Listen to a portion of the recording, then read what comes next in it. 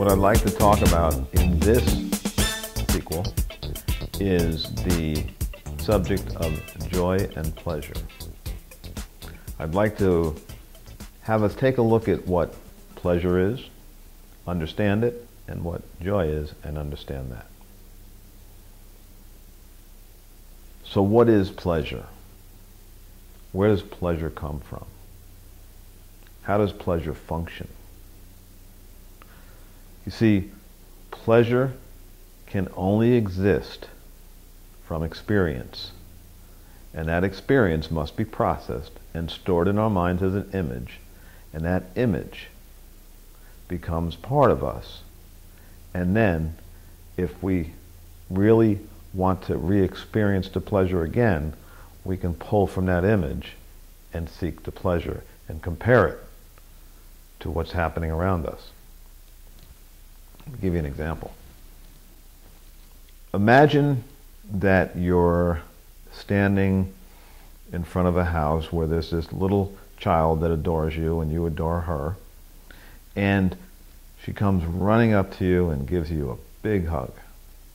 Says, "I love you, Grammy. I love you, Grandpa." You weren't expecting that. That was an amazing moment for you. And that, my friends, is what we call joy. Because joy comes from the moment of non-expectation.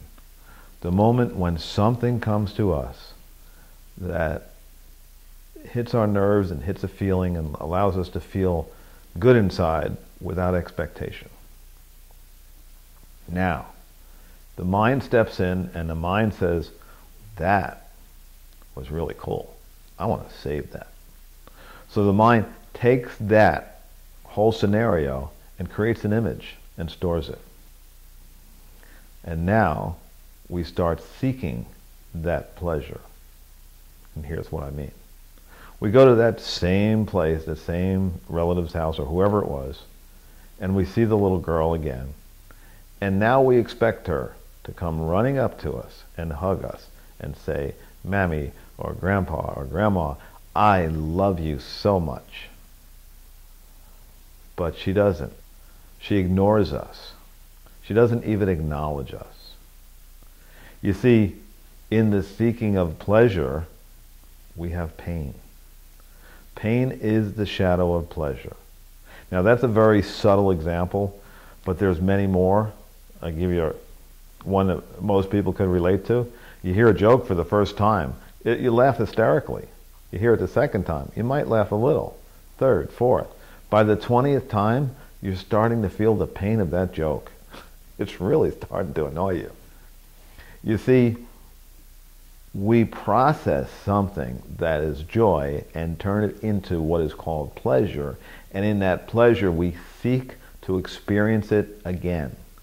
It's like a restaurant. You go to a restaurant and you have this most amazing meal you didn't expect.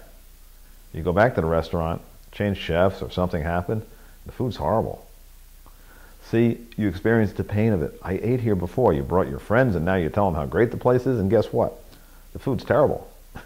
So you see, we process things, we store things, and if they were enjoyable the first time without expectation, then we want to see them again. We want to experience them again. And in that process of trying to experience pleasure, we will always inevitably see its shadow, which is pain. So just be aware of that in yourself. Watch that in yourself. Watch when you have a joyous moment, something you didn't expect. And expectation is the key to joy and pleasure. If you don't have expectations, if you don't expect something to happen, and it happens, and it's joyous, it's wonderful, you've experienced that moment of bliss in your mind that expectation doesn't allow. Because the next time, when you're expecting it to be a certain way, and it doesn't show up that same way, there's a little bit of pain. And each time it shows up differently, there's more and more pain. Understand this.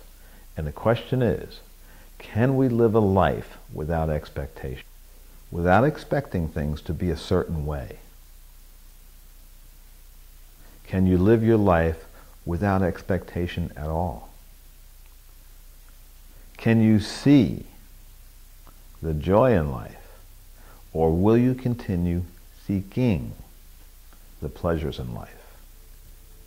You see, if you can take the K out of seeking, and pleasure is something that we seek, then just maybe we can live our lives without that expectation.